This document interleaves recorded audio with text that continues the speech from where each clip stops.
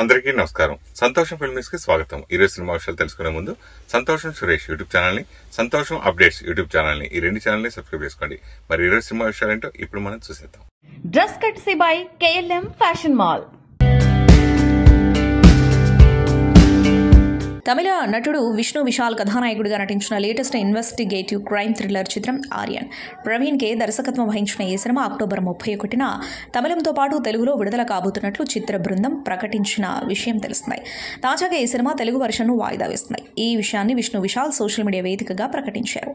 October 31న mass మహారాజా రవితేజ నటించిన mass జాతరతో పాటు SS Rajamouli రూపొందించిన బాహుబలి ది ఎపిక్ విడుదల కాబోతున్నాయి. ఈ నేపథ్యంలో ఆర్యన్ సినిమాను వారం పాటు వాయిదా వేస్తూ నవంబర్ 7న ప్రేక్షకుల ముందుకు తీసుకురాబోతున్నట్లు ప్రకటించారు.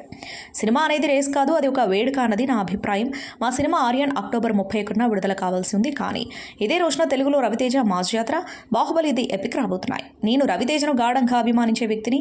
ఆయన నా సినిమా గట్టా కుస్తీకి సహ నిర్మాతగా మద్దతిచ్చారు. ఆయనపై ఉన్న గౌరవం, రాజమౌళి గారి ప్రాజెక్టు పట్ల ఉన్న అభిమానంతో ఆర్యన్ సినిమా విడుదలను వారం వాయిదా వేస్తున్నట్లు విష్ణు తెలిపాడు. రాజేంద్ర ప్రసాద్ త్వరలోనే ఒక కొత్త వెబ్ సిరీస్లో ప్రధాన పాత్రలో కనిపించబోతున్నారని తెలుస్తోంది.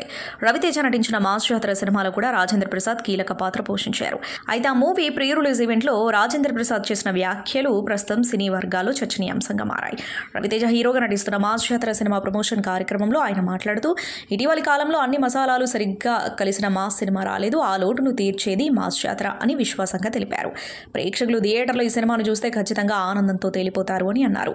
ఇక తన మాటల అందరినీ ఆశ్చర్యపరుస్తూ ఈ సినిమా ప్రేక్షకులను ఆకట్టుకోకపోతే నేను సినిమాల నుంచి తప్పుకుంటాను అని రాజేంద్ర ప్రసాద్ ఘాటుగా వ్యాఖ్యానించారు.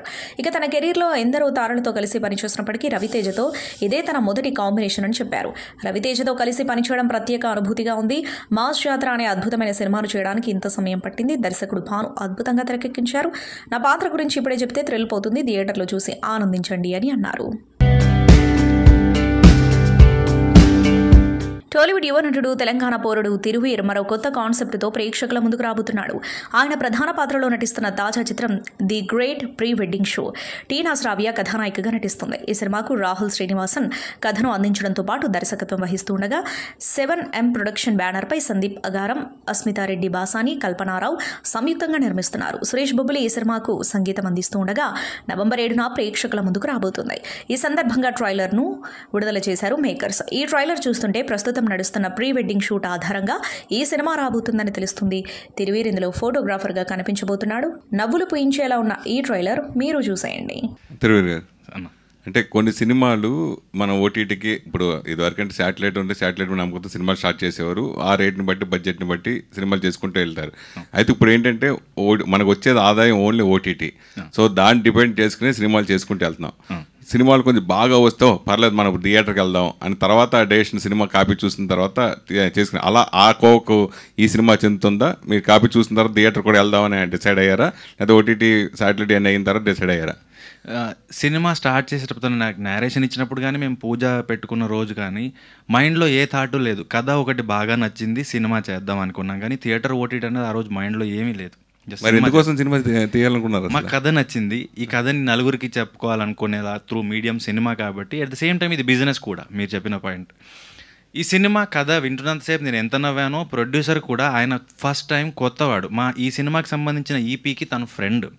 ఏదో సందర్భంలో ఈ డైరెక్టర్ కథ చెప్తే అవునా సినిమా తీయొచ్చా, ఎంత అవుతుంది, ఇలాంటి సందర్భంలో సరదాగా మాటిచ్చాడంట, ఆ కథ బాగుంది నేను చేస్తానులే అని. అలా స్టార్ట్ చేసి హీరోని తెచ్చుకొని నేను చేస్తాను అని చెప్పాడంట. అలా డైరెక్టర్ నా దగ్గరికి వచ్చి కథ చెప్పాడు. నాకు వినగానే భలే నచ్చింది. ఈ సినిమాయే కాదు, నేను ఏ సినిమా కూడా ఇది థియేటరా ఓటీటీ అని నమ్మను. అండ్ నాకు మసూదా డైరెక్టర్ నాకు బాగా క్లోజ్. ఆయన ఒకటే చెప్పాడు, నీకు రోల్ నచ్చితే షార్ట్ ఫిల్మ్ కాదు ఇన్స్టాగ్రామ్ రీల్ అయినా చెయ్యి అని. సో నేను అదొక్కటే పాటిస్తాను. నేనేం పాటిస్తాను అంటే మీరు ఒప్పుకునే సినిమాలు ఓటీటీ హీరోగా ఒప్పుకుంటున్నారా, థియేటర్ సినిమాలుగా ఒప్పుకుంటున్నారా? అంటే ఆ థియేటర్ అంటే సామాన్య విషయం కాదు కదా, ఫుల్ చేయడం అంటే ఒక ఇది కావాలి కదా. అంటే రెండిట్లో ఏది చూస్ చేసుకుంటారు? ఓన్లీ రోల్ అది విలన్ అయినా పర్లేదు, రోల్ నచ్చితే చేస్తాను. ఇందాక అందరు దర్శకుల ఫస్ట్ అనుభవాల గురించి మాట్లాడుతూ జరిగింది. సో మీ ఫస్ట్ ఎక్స్పీరియన్స్ ఈ సినిమా గురించి అని అడిగితే ఏం చెప్తారు? అంటే అంత బాగానే జరిగింది. ఎక్కడంటే చాలామంది అంటే నేను ఒక విషయంలో భయపడ్డా, తిరువీర్ గారు హీరో అని అంటే మేబీ ఆయన సూపర్ స్టార్ కాకపోవచ్చు కానీ చాలామంది కొత్త డైరెక్టర్లకి ఆయన ఒక స్టార్. ఇప్పుడు నాలాంటి వాడికి నేను వెళ్ళినప్పుడు చాలా అనుకున్నాను, అంటే తిరువీర్ గారు ఈయన డైరెక్ట్ చేయాలంటే ఎలా ఉంటుంది, నాకేమైనా అన్నిటిలోని సజెషన్ అనేది కాకుండా అన్నింటిలోనే హలక్కాది ఎలా ఉంటుంది, కొంచెం ఇలా ఏమైనా ఉంటుందా అని ఒక భయం ఉండేది. బట్ ఆయన నాకు అది ఏం లేదండి అసలు. నిజంగా తిరువీర్ గారితో ఆ మూవీ చేస్తున్నంత మేము 35 days వర్క్ చేసాం. ఎప్పుడు కూడా ఆ ప్రాబ్లం ఏం లేదు అసలు. ఆయన ఏంటంటే ఏ డైరెక్టర్కి అయినా సరే ఆయన ఏంటంటే నువ్వు ఓకేనా, ఓకే ఇది చూస్తారు, చూసిన తర్వాత వచ్చి నీకు ఓకేనా అంటే నీకు ఓకే అయితే నాకు అంతే. అంటే ఆయన నమ్మడమే కష్టం, నమ్మారు అంటే ఇంకా బ్లైండ్గా నమ్మేస్తారు. సో నాకు ఆ ఎక్స్పీరియన్స్ అంతే. ఘట్టమనేని కుటుంబం నుంచి మరో వారసురాలు రాబోతుంది. ఆమె మరెవరో కాదు, కృష్ణ మనవరాలు మంజుల కుమార్తె జాన్వి స్వరూప్. త్వరలోనే సినీ రంగంలో అడుగుపెట్టేందుకు సన్నాహాలు జరుగుతున్నాయి. నటన, డాన్స్లో ప్రత్యేక శిక్షణ పొందిన జాన్వి ఇప్పటికే కొన్ని కథలను విన్నట్టు సమాచారం. వాటిలో ఒక ప్రాజెక్టు కోసం అధికారిక ఒప్పందం కూడా పూర్తయిందని తెలుస్తుంది. త్వరలోనే ఆమె డెబ్యూ సినిమాకు సంబంధించిన అధికారిక ప్రకటన వెలువడనుంది. ఇక జాన్వి తల్లి మంజుల ఘట్టమనేనికి హీరోయిన్ కావాలని కోరిక ఉండేది. ఒకప్పుడు ఆమెను కథానాయికగా ప్రకటించినప్పటికీ కృష్ణ అభిమానులు ఆమెను మేము హీరోయిన్గా చూడలేమంటూ వ్యతిరేకించడంతో ఆ ఆలోచన విరమించుకున్నారు. తర్వాత మంజుల నిర్మాతగా, కొన్నిసార్లు నటిగా, అలాగే దర్శకురాలిగా కూడా ఇండస్ట్రీలో తన ముద్ర వేసుకున్నారు. ప్రస్తుతం ఆమె సినిమాల నుంచి కొంత దూరంగా ఉన్నారు. ఇప్పుడు అదే ఇంటి నుంచి మరో తరం తెరపైకి రావడానికి సిద్ధమవుతూ ఉండటంతో సినీ వర్గాల్లో ఆసక్తి పెరిగింది. మరోవైపు కృష్ణ చిన్న కుమారుడు రమేష్ బాబు తనయుడు కూడా అజయ్ భూపతి దర్శకత్వంలో సినిమాలో నటిస్తున్నారు. దీంతో ఘట్టమనేని కుటుంబం నుంచి కొత్త తరం ఇండస్ట్రీకి వస్తూ ఉండటంపై ఫ్యాన్స్ సంతోషం వ్యక్తం చేస్తున్నారు. మంజుల తన కుమార్తె హీరోయిన్గా ఎంట్రీ ఇస్తూ ఉండటంతో ఆనందంతో ఉప్పొంగిపోతున్నారు. ఒకప్పుడు నీవు హీరోయిన్గా ఎందుకు అని ప్రశ్నించిన వారే ఇప్పుడు నీ కుమార్తె సినిమాల్లో రావాలి అని ప్రోత్సహిస్తున్నారని ఆమె చెబుతూ సంతోషం వ్యక్తం చేస్తున్నారు. తన కుమార్తె చిరునవ్వే తన ప్రార్థనలకు సమాధానమని మంజుల ఘట్టమనేని సంతోషంగా తెలియజేస్తుంది. చిన్న సినిమాగా వచ్చి పెద్ద హిట్ అయిన చిత్రాల్లో టూరిస్టు ఫ్యామిలీ ఒకటి. సింపుల్ స్టోరీ, న్యాచురల్ ప్రెజెంటేషన్తో ప్రేక్షకులను ఆకట్టుకున్న ఈ సినిమా బాక్సాఫీస్ వద్ద బ్లాక్ బస్టర్ హిట్గా నిలిచింది. కేవలం 5 కోట్లతో తెరకెక్కిన ఈ మూవీ దేశవ్యాప్తంగా దాదాపు 75 కోట్ల వసూళ్లు సాధించి రికార్డు సృష్టించింది. తమిళంతో పాటు తెలుగులోనూ ఈ సినిమా ఘన విజయం సాధించింది. ఈ చిత్రంతో దర్శకుడిగా అభిషన్ జీవంత్ సినీ ఇండస్ట్రీకి పరిచయం అయ్యాడు. సినిమాకు దర్శకత్వం వహించడమే కాకుండా తన నటనతోనూ ప్రేక్షకులను మెప్పించాడు. యూట్యూబర్గా కెరీర్ ప్రారంభించిన అభిషన్ తొలి సినిమాతోనే సంచలన విజయాన్ని అందుకున్నాడు. ఇప్పుడు ఈ యంగ్ అండ్ టాలెంటెడ్ డైరెక్టర్ తన జీవితంలో కొత్త అధ్యాయాన్ని ప్రారంభించబోతున్నాడు. ఈ నెల 31న తన ప్రేయసితో వివాహ బంధంలోకి అడుగుపెడుతున్నాడు. ఈ నేపథ్యంలో అభిషన్కు అతని స్నేహితుడు, టూరిస్టు ఫ్యామిలీ నిర్మాత మాగేష్ రాజ్ ఓ అద్భుతమైన సర్ప్రైజ్ గిఫ్ట్ ఇచ్చారు. వివాహ కానుకగా మాగేష్ రాజ్ అభిషన్కు ఖరీదైన లగ్జరీ BMW కారు బహుమతిగా అందజేశారు. ఈ విషయాన్ని ప్రముఖ cine trade analyst Ramesh Bala social media ద్వారా వెల్లడించారు. ప్రస్తుతం ఇందుకు సంబంధించిన ఫోటోలు, వీడియోలు సోషల్ మీడియాలో వైరల్ అవుతున్నాయి. వీటిని చూసిన సినీ ప్రముఖులు, అభిమానులు, నెటిజన్స్ అభిషన్కు శుభాకాంక్షలు తెలుపుతున్నారు. అలానే నిర్మాతపై ప్రశంసల వర్షం కురిపిస్తున్నారు.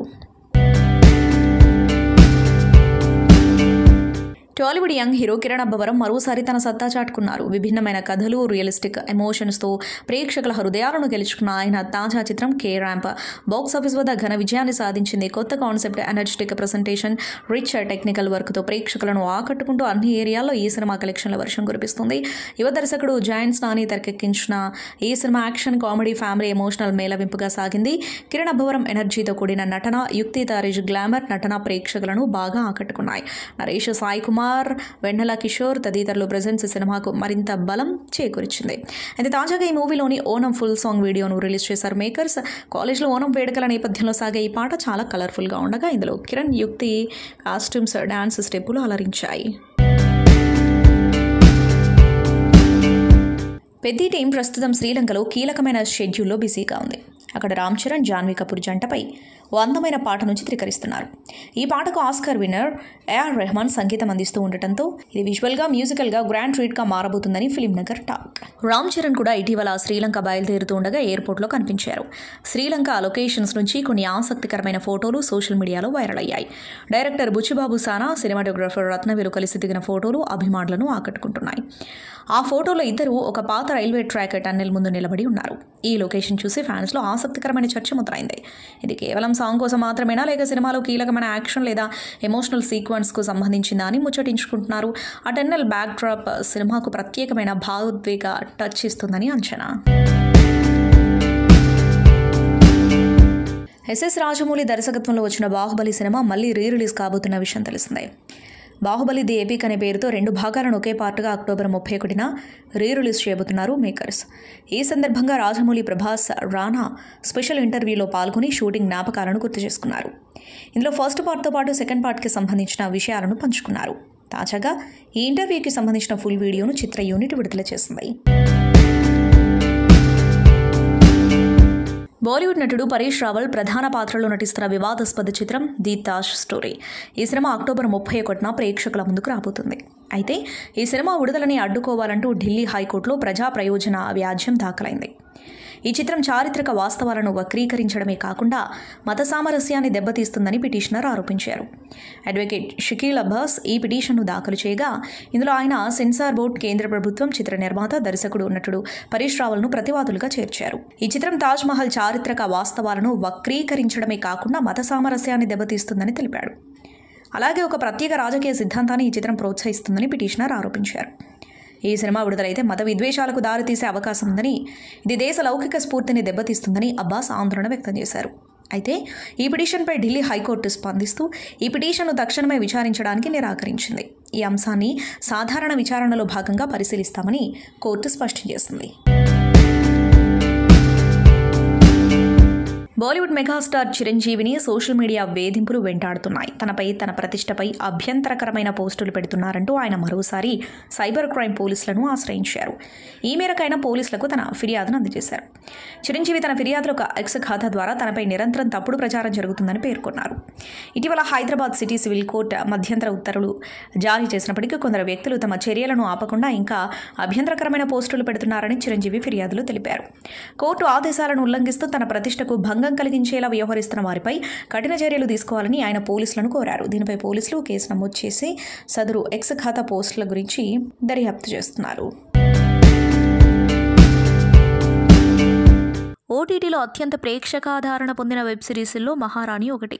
బాలీవుడ్ నటి హ్యూమా ఖురేషీ ప్రధాన పాత్రలో నటించిన ఈ సిరీస్ నుంచి 4వ సీజన్ నవంబర్ 7వ తేదీ నుంచి స్ట్రీమింగ్ కానుంది.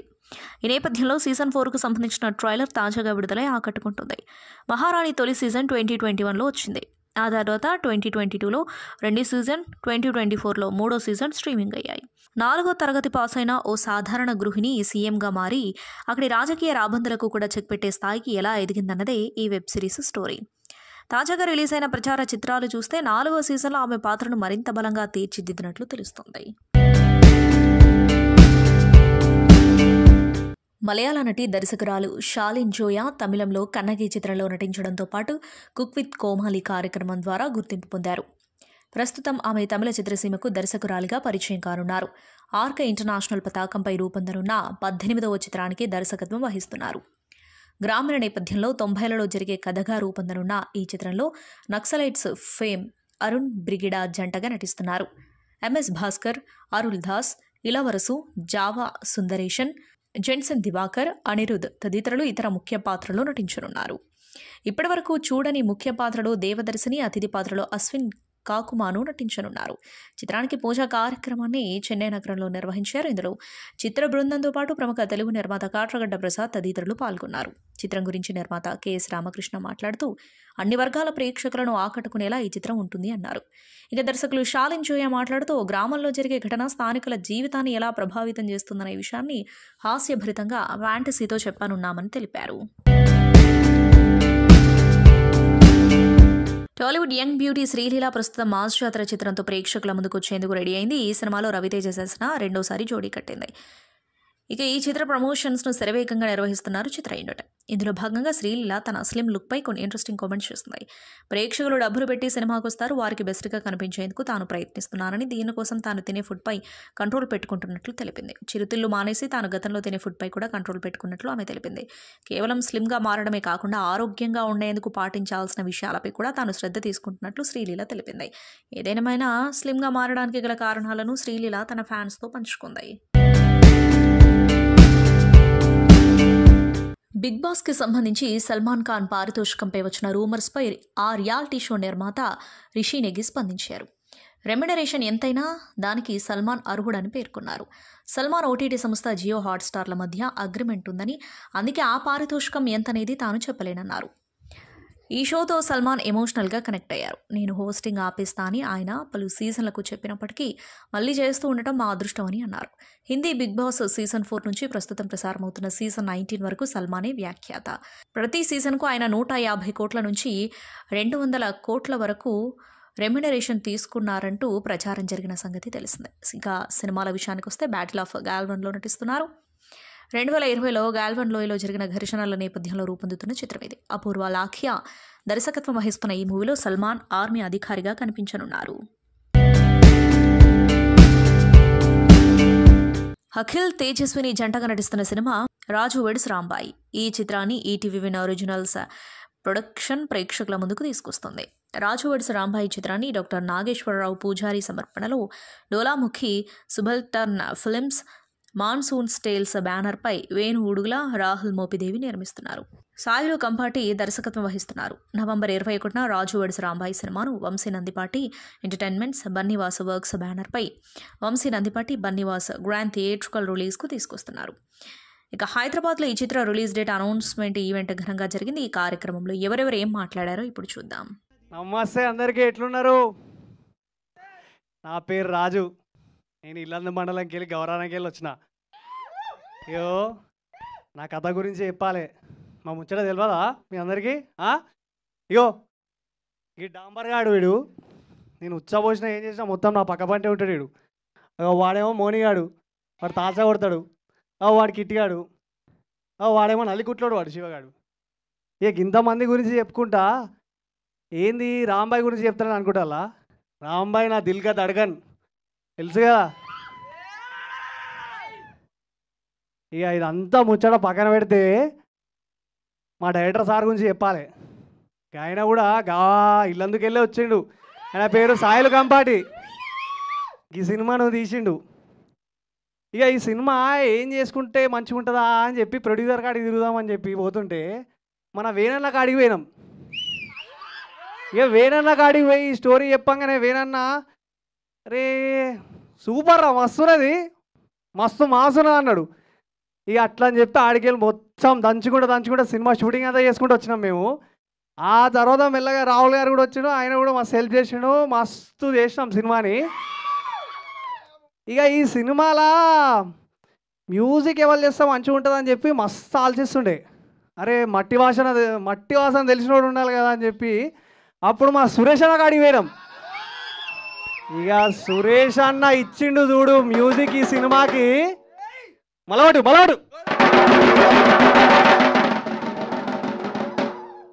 సప్పుడు ఇట్లనే ఉండే, సినిమాలో వేరే ఉండే సప్పుడు. ఇక ఇదంతా అయిపోయింది.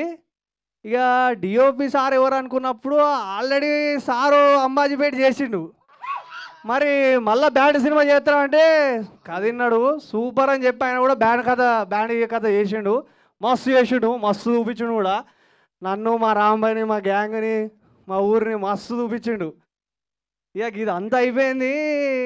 ఇంకా పెద్ద తలకాయ కావాలి మన ఏంది పరిస్థితి అని చెప్పి మొత్తం చూస్తుంటే ఇక అప్పుడు వచ్చిందే ఈటీవీ విన్ను. ఈ మధ్యకాలంలో లిటిల్ ఆర్ట్స్ ఇట్టు, ఓటీటీలో ఏది తిస్తుంది ఇట్టు, ఏది ముడుతుంది బంగారం ఈటీ వాళ్ళకు. ఇక మమ్మల్ని కూడా ముట్టుకున్నారు ఈటీ వాళ్ళు. మా సినిమా కూడా వాళ్ళే ప్రొడ్యూస్ చేసిర్రు, ఈటీవీ విన్ వాళ్ళే. ఇక ఏం చెప్పాలి మా కథ గురించి, ఎంత చెప్పాలి, మొత్తం ఇరిగే తీసినాం మేము అందరం యాక్టింగ్లో. మస్తు కష్టపడ్డాం, ఎండలలో తిరిగినాం, వాళ్ళ తడిచినాం. ఓ మహబూబాద్లో మేము షూటింగ్ చేస్తా అంటే ఫ్లడ్స్ వచ్చినాయి. ఇక సునామీ ఇట్లా వచ్చింది. సునామీ కూడా వచ్చినా కూడా మేము షూటింగ్ చేసినాం బాయ్. సునామీ వచ్చినా కూడా మేము షూటింగ్ చేసినాం. ఎండ తట్టుకొని వానగా ఏడిచిపోయి బటర్ అనేది అడిచిపోయి అయినా షూటింగ్ చేసినాం తెలుసా మేము. అది కూడా చెప్పమా చెప్తా. అది సార్ మాకు డెడికేషన్ సినిమాకి. అది సో ఇక చెప్పాలంటే మరి మన ముచ్చట స్టార్ట్ చేయాలి. ఈ సినిమా నిజంగా ఒక జీవితంలో జరిగింది అంటే మాత్రం ఎవరూ నమ్మలేం. ఈ కథ ఎవరన్నా ఇది నిజంగా జరగకుండా ఉండి ఈ కథ ఎవరన్నా చెప్తే మాత్రం 100% మనం ఆ డైరెక్టర్ని కానీ ఆ రైటర్ని కానీ ఏ మనిషి అన్నా ఇట్లా ఆలోచిస్తాడా అంటాం. అట్లాంటి సినిమా ఇది. అంటే నేనైతే ఫస్ట్ నాకు ఇది నిజమైన కథ అని చెప్పి చెప్పలేదు. మామూలు జనరల్గా సినిమా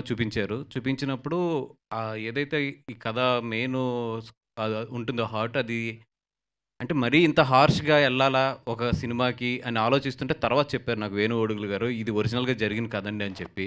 నిజంగా గుండె అయితే తరుక్కుపోయింది నాకు అది. అంత మంచి కథ, అంటే అంత మంచి కథ అని చెప్పే కన్నా కూడా అట్లాంటి ఒక ఇన్సిడెంట్స్ మన జీవితంలో జరుగుతాయి, లేదా అట్లాంటి నిజంగా ఆలోచించే మనుషులు ఉంటారు అనేది నిజంగా నాకు ఒక నైట్ అంతా కూడా నేను డిస్టర్బ్ అయిపోయాను ఇక ఈ సినిమా చూసిన తర్వాత. అట్లాంటి సినిమా ఇది.